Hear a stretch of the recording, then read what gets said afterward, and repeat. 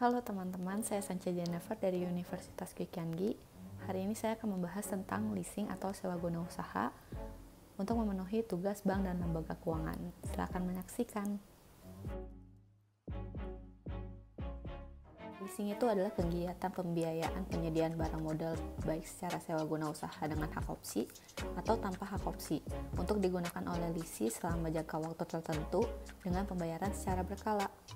Nah, dengan hak opsi atau tanpa hak opsi itu sendiri apa sih? Nah, hak opsi itu apa sih? Hak opsi itu nama lainnya adalah finance lease. Finance lease itu adalah kegiatan sewa guna usaha di mana lesi pada akhir masa kontrak mempunyai hak opsi untuk membeli objek sewa guna usaha berdasarkan nilai sisa yang disepakati. Kalau tanpa hak opsi atau operating lease, ia tidak mempunyai hak opsi untuk membeli objek sewa guna usaha tersebut.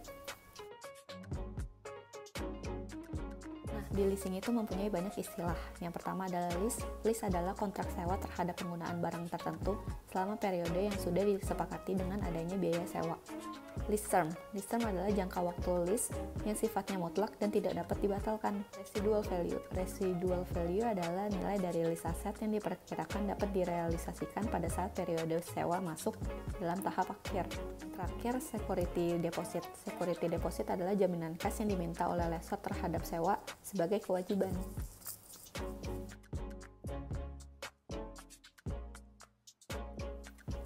Manfaat leasing itu ada 5. Yang pertama, fleksibel. Fleksibel karena pembayaran dan jangka waktu pembayaran dapat disesuaikan dengan kondisi perusahaan. Yang kedua, pelayanan cepat. Prosedur sederhana sehingga pelayanan sangat cepat. Yang ketiga, capital saving. Lessor membiayai 100% barang modal yang dibutuhkan lesi. Jadi lesi dapat menghemat modal. Yang keempat, pembayaran asuransi diberlakukan sebagai biaya operasional. Pembayaran lease dihitung dalam penentuan laba rugi perusahaan. Jadi perhitungan dan pendapatan sebelum pajak, bukan dari laba yang terkena pajak. Yang kelima, perlindungan inflasi. Lease sampai kapanpun akan membayar dengan satuan moneter yang lalu terhadap sisa hutangnya. Nah, yang terlibat dalam leasing itu ada 4. Yang pertama adalah lessor sebagai yang menyewakan, lesi sebagai penyewa, supplier, dan asuransi. Nah, yang pertama, lessor. Lessor adalah perusahaan leasing yang membiayai keinginan nasabahnya untuk memperoleh barang-barang modal. Yang kedua, lesi adalah nasabah yang mengajukan permohonan leasing kepada lessor untuk memperoleh barang-barang modal yang diinginkan. Yang ketiga, supplier. Supplier adalah pihak penyedia barang yang akan di-leasing sesuai dengan perjanjian dan terkadang sebagai penyedia jasa asuransi. Yang keempat, asuransi merupakan perusahaan yang akan menanggung resiko terhadap lesi dan lessor yang biasanya dikenakan biaya asuransi kepada lesi. Nah, contoh barang sewa guna usaha itu ada apa aja sih? Bisa motor, bisa mobil, peralatan kantor, dan banyak lainnya.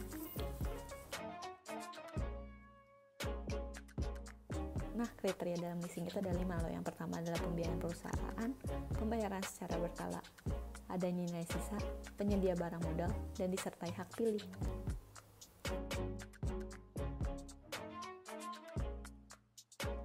Bapak Santo dan anaknya sudah menjalankan bisnis PizzaCon selama 1,5 tahun di outlet Jakarta Barat.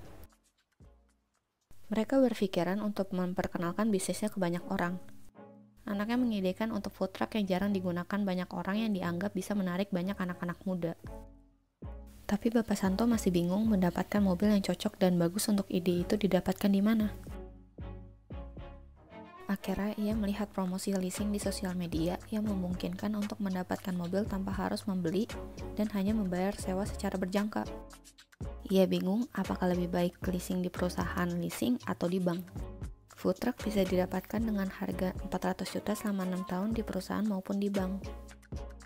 Perusahaan menawarkan dengan bunga 16% per tahun dengan DP di awal 40 juta. Tapi dengan bank menawarkan bunga 18% per tahun. Bapak Santo menghitung dan perusahaan leasing lebih layak karena Bapak Santo akan mendapatkan keuntungan yang lebih banyak. Bapak Santo pun mengajukan formulir permohonan lease yang berisikan fotokopi KTP, NPWP, rekening koran 3 bulan, SIUP TDP, akte usaha lengkap, dan domisili tempat usaha. Dan ternyata perusahaan leasing menerima penawaran dari Bapak Santo. Akhirnya Bapak Santo dan perusahaan leasing menandatangani surat perjanjian dan kotak leasing yang berisikan pihak yang terlibat, hak milik, jangka waktu, jasa leasing, opsi bagi lease, penutupan asuransi, perpajakan, tanggung jawab, jadwal bayar, dan lain-lain. Akhirnya, lessor pun mengirim order ke supplier dan instruksi pengiriman ke lease. Supplier pun mengirimkan barang ke Bapak Santo.